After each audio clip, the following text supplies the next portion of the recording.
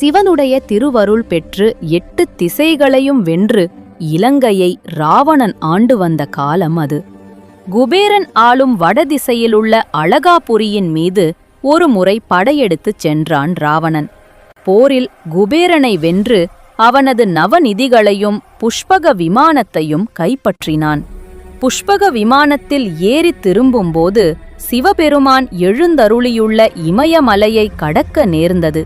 அங்கு காவல் நின்ற நந்திதேவர் அவனிடம், ராவணா, பரமேஸ்வரன் கொலு வீற்றிருக்கும் இந்த இடத்தின் மீது பறந்து செல்வது நல்லதல்ல, எனவே விலகிச் செல் என்றார். ராவணனுக்கு ஆத்திரம் வந்தது. கண்கள் சிவக்க நந்திதேவரை நோக்கி, ஏ குரங்கு முகமுடையவனே, நான் ஏன் விலகிச் செல்ல வேண்டும்? என் வழியைத்தான் இந்த மலை தடுக்கிறது. இதை வேரோடு பறித்து எறிவேன் என்று கர்ஜித்தான். உடனே நந்திதேவர், ஏ மூடனே, உன் இஷ்டம் போல் நடந்து கொள். ஒன்று மட்டும் கூறுகிறேன், குரங்கு முகமென்று என்னை இகழ்ந்தாய். உன் அரசு குரங்குகளாலேயே அழியும் என்று சாபமிட்டார். ராவணன் புஷ்பக விமானத்தில் இருந்து கீழே இறங்கி தன் 20 கரங்களாலும் கைலை மலையை பெயர்த்தெடுக்க முயன்றான்.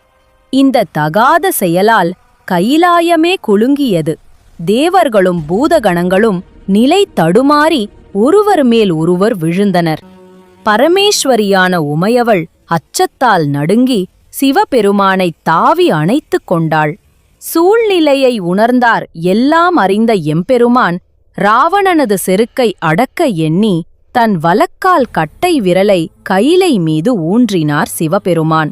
அளவற்ற யானைகளின் பலம் நிறைந்த அந்த அழுத்தத்தை தாங்க முடியாத ராவணனின் விழிகள் பிதுங்கின, தோள்கள் நெறிப்பட்டன.